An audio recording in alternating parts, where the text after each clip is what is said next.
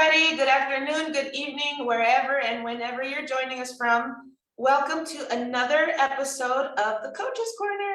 Woohoo! We got James with us. What's up, James? How you doing? Good morning. Doing great, Looking forward to today's episode. Yes. We're going to talk about the Inspire, which you are wearing, right? Yes, I am. So enjoying the view all around. Nice. So my house. As many of you have probably heard, we have this new headset called Inspire with IrisVision. So it's really an awesome device. It's a smaller form factor than the original one, and it comes with really cool accessories. So today we're going to cover all the different accessories. But before we get into that, James, what are you drinking? I'm drinking out of my Rainforest Cafe cup. Where'd you get the Rainforest Cafe cup? From the Rainforest Cafe. You went to the Mills Mall? Nice. Yeah. Yes. Didn't bring me nothing. So I have my Dr. Pepper shake from Whataburger. Whataburger, what? Yep, and it says Whataburger Daddy. My kids got me. That's the breakfast of champions right there. Let me see. Man, no way to start a Friday. Better than a Whataburger Dr. Pepper shake. Tell them I sent you. I love Whataburger. You know, when I used to eat meat, I used to love Whataburger. I don't think they have a Beyond Burger or anything, though. I hope they never get it. But anyway.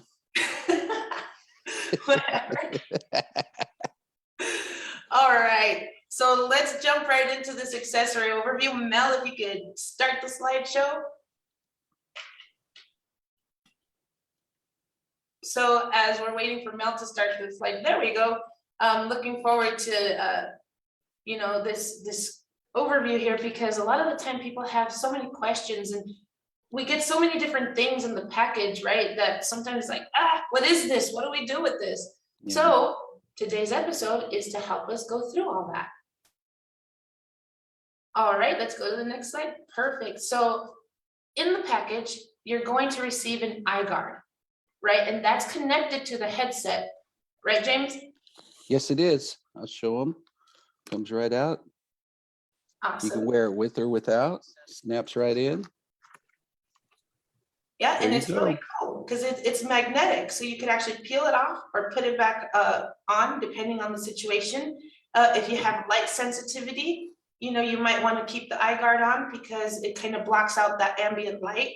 If you don't have light sensitivity, you could absolutely take it out and use it without the Eyeguard and still actually have a little bit of view like underneath and off to the side. So if you need to reach out for a coffee cup or a Dr. Pepper shake from Whataburger, then it'll be easier to see that. So again, all of these accessories are optional. And so this is a really cool thing that you can do with the Eyeguard. And then we also have the remote control. So as you can see on the right side here, we have the remote control for the Inspire headset, which is really cool. It comes in really handy. It has a touchpad at the top, so it has like a big, smooth, indented area at the top, which is your touchpad. You could swipe left or right to zoom in or out, up or down to change your field of view. Right below that, you have a button that's raised, and that button will change your modes, and it's also the power on off button. And then right below that, you have a smooth indented button that's going to open up the menu options. So on the back of the remote, you actually have a trigger, a clicker. We're not showing it here, but there is a little clicker on the back of the remote that you could just click and use a voice command. How easy is it to use this remote, James? It's so easy. It's so very easy. I could control the whole headset. It's on my desk over there. I use it quite a bit, but it's nothing. Everybody gets intimidated like, oh, a remote with it. It's so easy. It's just swiping and pressing a couple buttons. That's all you do. Makes it easy. Right, and it comes in handy so that you're not like always reaching up for the headset buttons. If you don't want to do that, or for whatever reason, if you have like limitations and it's hard, like maybe range of motion or something like that, you have the remote. And it's really nice to be able to use. Let's go to the next slide. All right, so here you have the head strap. It's about, what would you say, James, like a 8-inch strap, maybe? Yeah, about 8 inches. Yeah, it's about an 8-inch strap. It's really handy if you need to use it to keep the headset a little more stable on your head. You might be able to see here that in the center, there's like a clip. So you'll want to unclip it when you put it on, if you decide to wear it, or if you decide to use it. On each end of this strap are little like nubs. I call them little nubs that you connect to the end of the arms of the headset. So there are little holes at the end of the arms of the headset where you would connect this strap. Now, let's talk about what not to do, James. Let's talk about not pulling that strap over your head and trying to pull it over your head like a hat. Because what happens is it stretches out and then it could break those little nubs off. Those little nubs are tough, but they're not made. I don't need it because I have a big head, but they would go right behind the head strap to keep it snug. Kind of like the sports glasses, you know, when NBA players are playing, they have the glasses with that little strap. Essentially, that's what it is, to keep it against your head. And then in the Inspire glasses, there's a little hole. So Myrna said the knobs, you push them from the inside in, snap them in, snap it in on both sides. Don't do that before you put it on. If you stretch it over your head, it puts a lot of pressure, and those little knobs are strong, but eventually they're going to break. So you want to put those on after. Be real careful not to pull it over your head. Right, and it is a replaceable strap. You can replace it, but it's going to be at a cost to you, so be careful. Take care of it. Yeah, take care of it. Unclip it, then put it on, then clip it once you have the headset on. And then on the right here, we also have the neck lanyard. This neck lanyard is going to attach in the same place where the head strap attaches. So you can't use both at the same time. The neck lanyard has little buckles on each end with a loop. And what you would do is you would thread the loop through the little hole and then open up the little loop and put it over the buckle, pull it tight, and it puts it right into place. Then you could connect the neck strap. This is if you want to wear it like a pair of glasses that hang down around your neck. It can come in handy if you want to be able to be out and about. This is a great tool to use to be able to just easily put the headset on when you need to see something and then let it dangle down around your neck when you're not using it. Do you have anything else to add about the neck strap, James? The neck strap is handy, like you said, when you want to take it places. When I'm stationary, like in my house, I take it off. I don't really need it. They're so versatile. I mean, you could easily just move the glasses up to see what you need to see. But if I was going to walk to my bedroom, let's say, then the neck strap comes in handy. Or if I was going to my son's game, I would definitely put the neck strap on and just have it around my neck. Right. And you definitely want to protect the lenses though, right, James? Because the lenses on the inside of the headset are like magnifiers. So if you are enjoying the outdoors, or like James said, at a sporting event, whether it's a professional sporting event or your kid's sporting events, you want to cover those lenses because they're like magnifiers. And James, you know what happens when sun goes into a magnifying glass, right? Yep, you get some burned holes. Good luck explaining that to support when you say you didn't do anything. Right? Yeah, you definitely want to make sure you protect those lenses. Okay, so next slide, please. Awesome. So here we have the phone lanyard, right? The phone lanyard is like a giant rubber band. It's elastic. So it's intended to hold the phone around your neck if you don't have like a pocket or a purse or something to hold the phone, because it is connected to a tether when you're wearing the headset. So this comes in handy. You want to put the little band over each corner of the cell phone.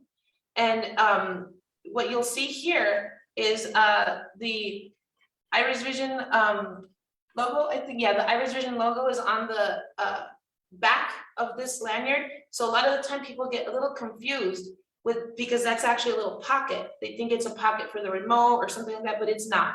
It's just simply to hold money or ID or, you know, something like that. But the main part of this lanyard is the front part where you would put the phone.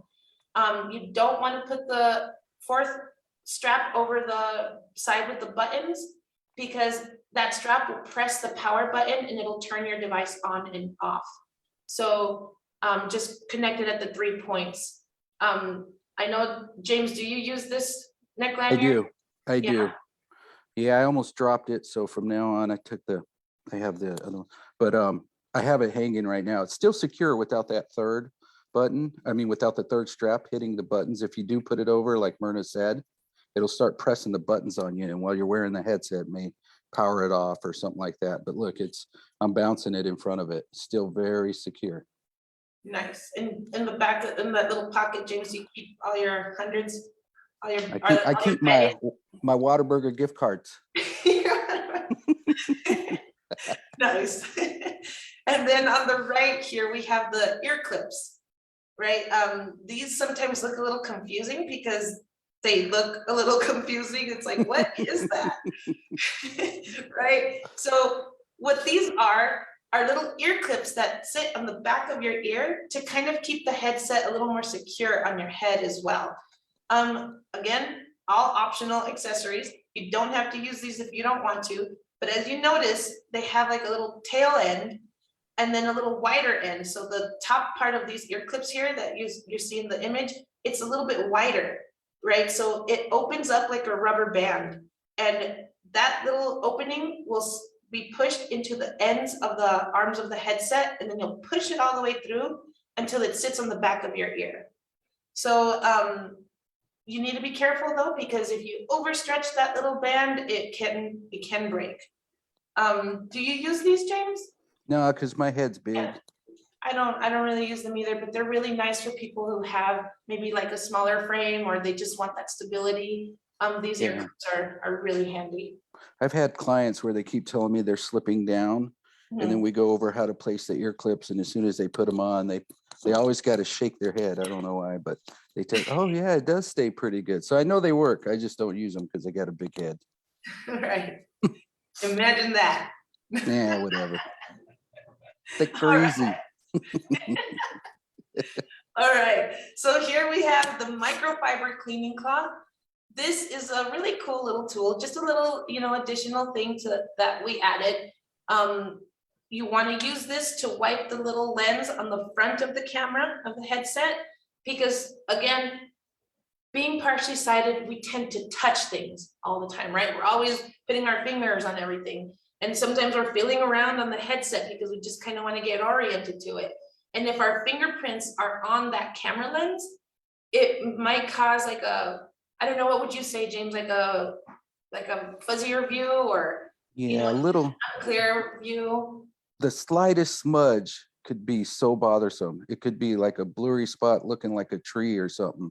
The smallest little fingerprint, like Myrna said, the smallest little smudge for us, on the front of your screen. It's like a fly at the movie theater, right? When it lands on it, it looks like a big old monster from Godzilla. The smudge can do that also. Right, so you want to use this microfiber cleaning cloth that we provide to wipe down that little camera lens, and also the lenses on the inside of the headset, the ones that we talked about earlier that are like magnifiers. You want to keep those clean too, and those especially can get those fingerprints as well. And just like definitely, yeah, just like having a fingerprint on the camera, it's the same thing. Having a fingerprint on those lenses, it's not going to be a very comfortable view. So use that microfiber cleaning cloth. All right, so we also have the little magnetic adapter. Okay, there's a little metal piece that comes in the package as well. So this magnetic adapter is really designed for people who have like dexterity issues, or if they have like really bad arthritis in their hands, or for whatever reason it's tough to plug the phone into the tether of the headset. You can use this little clip and it just snaps right into place. But you just need to be careful, because every time that magnetic connection rocks on and off, it's going to turn the screen on and off on your headset as well. So if you absolutely need it, I definitely recommend that you use it. If you don't need it, then you could just keep it in the package. Did you try this, James? Did you try the magnetic adapter? Yeah, it's actually on my staging set over there.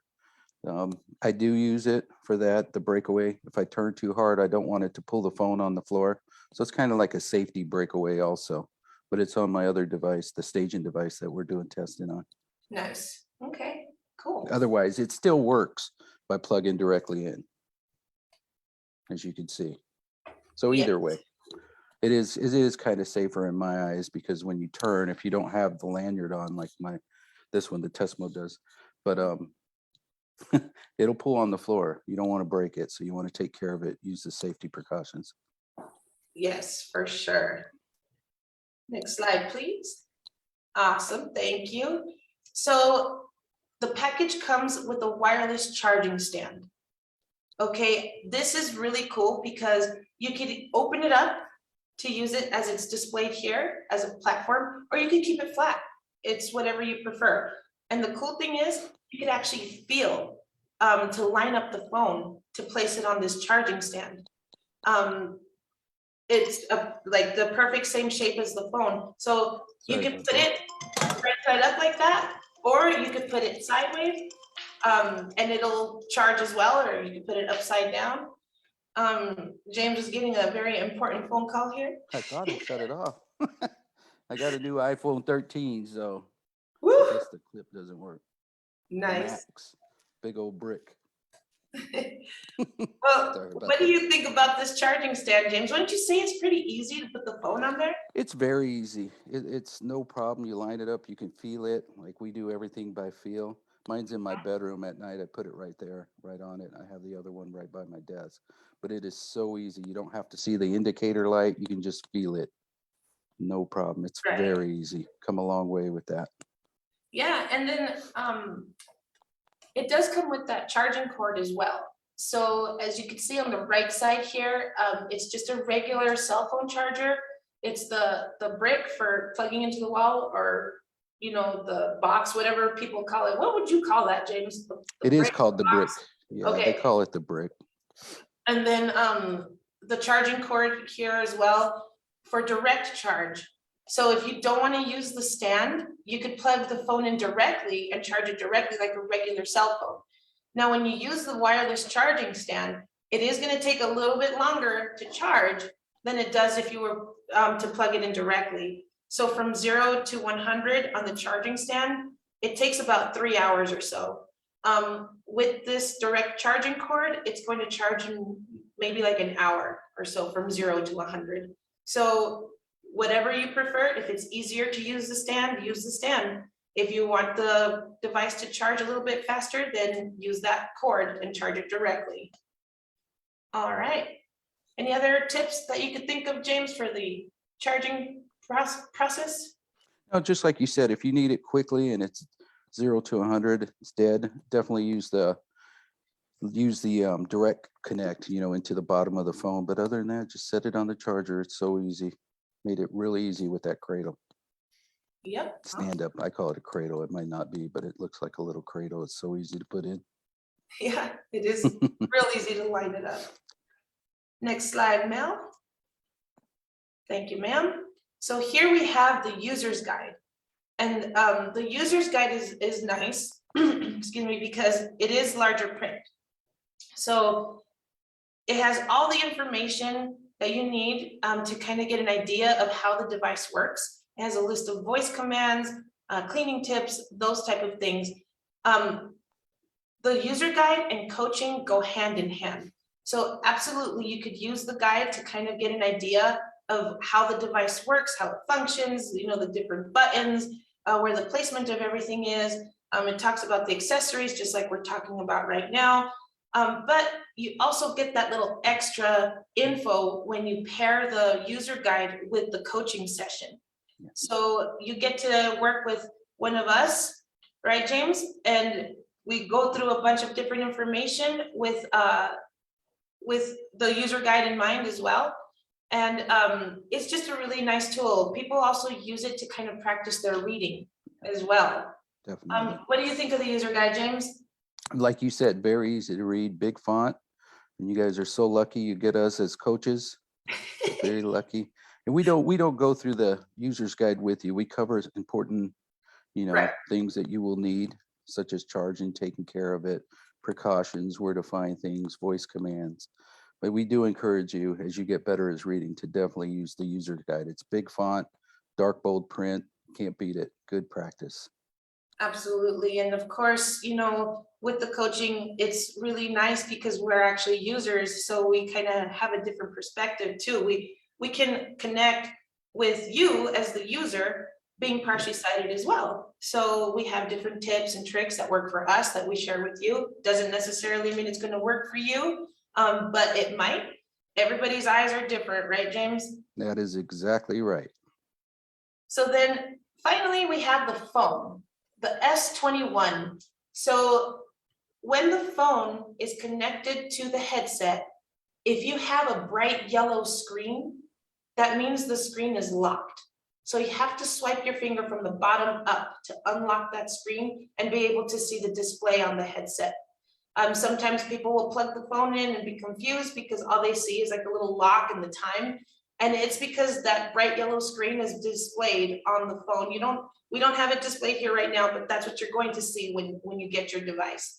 Again, just simply swipe up and it'll open up, and then you'll be able to see the focus screen in the headset. Anything additional here, James, with the phone? No, it's pretty easy. Turnkey. Once you see that screen, you just swipe straight up. I mean, Prescott and Mustafa have been working on it, and they made it turnkey. Swipe straight up. The rest of the team made it so easy for us, right, Myrna? Absolutely, they It did. goes right into the focus mode, the welcome screen. So, and no I problem love that it's bright yellow, like it's right there. So if you see that bright yellow screen, it's locked. So swipe up to unlock it. Really. Reminds me of the mustard on the Whataburger. I love mustard. Me too. Too bad I don't eat Whataburgers anymore. Missing out. I'll have to sacrifice someday, right? There you go. Yep. Maybe. Oh, I can't do it. I even think about it and I can't do it. Once you bite into it, you'll be like, I can. So that's all for the accessories today, guys. Thank you so much for tuning into this episode of the Coach's Corner. Hope you were entertained. I know I was. James always keeps me laughing. So looking forward to maybe working with you in the future. If you haven't just purchased the device yet, and you're thinking about it, where can they reach us, James? They can reach us on IrisVision.com.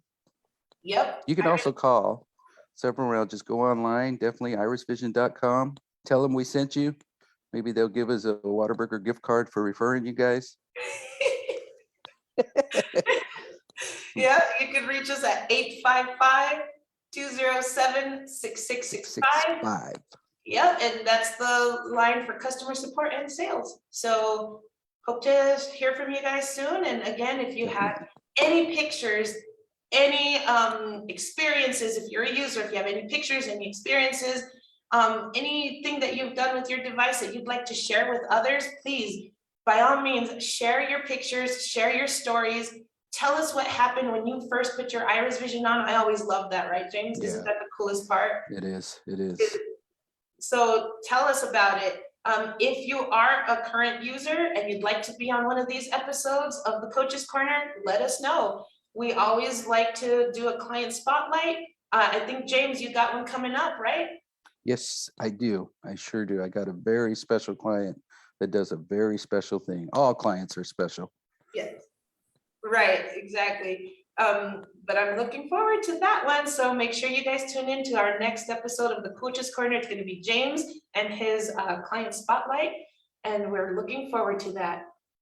Yeah. All Just right, look how good this device looks. I mean, I know, you say I make it look better, but look how good. How can you go wrong?